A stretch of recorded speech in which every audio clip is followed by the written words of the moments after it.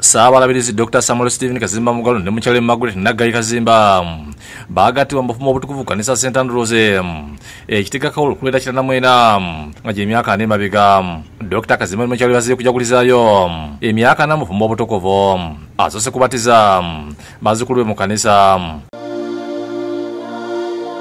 Oluva bafumya wabweru mu kusaba okwebijjagusa emyaka na kwetabyeko omulabirizi omubeezi owa Kampala Hannington Mutebi, omulabizi w'emikono eno Kito Kagodo, abalabirizi abawumula okulya erya Polosi wa mukono saako Jackson Matuva Central Buganda yawumula yakulembedemu okubuulira.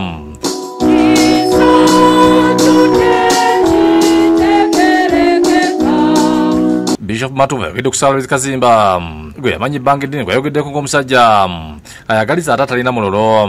Njagala okumwebaza n'omukyala we bwe batabeera b'amaddu.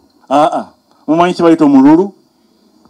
Omululu omusajja oyo Dr. Stephen Kazimba Mugalo n'omukyala we Maggwe kubanga oluusi gw'omwami oyinza obutabeera wa mululu omukyala n'akemeetereza ogenda okulaba nga naawe omululu gukize eki gukutte Maggwe tebakubirako mu ngalo weebale butabeera wa mululu. Kyemwebazaako Kazimba oyo kwe kugattako buli kye naleka emabega yakigattako n'akimaliriza. Reverend Kanu Titus Balaka yogedde ku byafaayo bya Saalabirizi ng'akyali wansi neyebaza Katonda olw'ebyo byatuuseeko. Weebale Mukama Katonda Ayinza Byonna.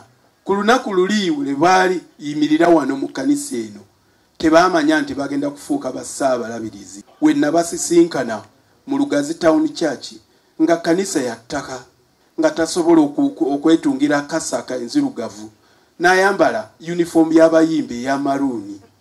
Nanyingira mu nnyumba yaabwe balina sofa emu yokka ng'eriko kituli n'ateekako eddiba ly'embuzi. Yes, abalabirizi n'omukyala beebaza Katonda olw'ekula lye batuuseeko wadde ng'obulipo bubadde bungi. Katonda yeebazibwe nnyo nnyo nnyo nnyo.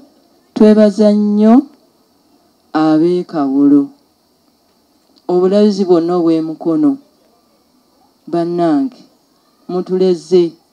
Oluva abadde okusonda ensimbi nga Saabalabirizi ayajjudde ensimbi eziri eyo mu bukadde zimulira mikwano gye okuli n'ensozi semituli 300 ze yaguze mu Seromo okuzimba ekkanisa empya ng'eriwo yagulibwa mu 1965. Ekkanisa yaffe ey'Ekitega gye twagattirwamu ngiyitako wano nga terabika bulungi naye njagala nnyo abantu bo bateese ekyabwe kye baagala oba kulongoosa eno oba kukola kutya ko kye baligamba. Era omuntu yenna alina kyayagala nti ayagala kuwa kirabo Stephen ne Margaret mbeegayiridde temubimpa byonna mubireeta olwayo bikola omulimu gwa Mukama.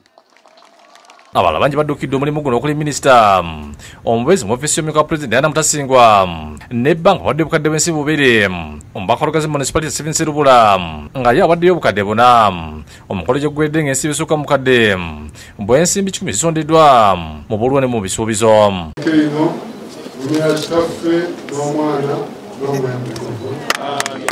Mukazi Kivombe yakusakidde Gulin ku Lwakere TV.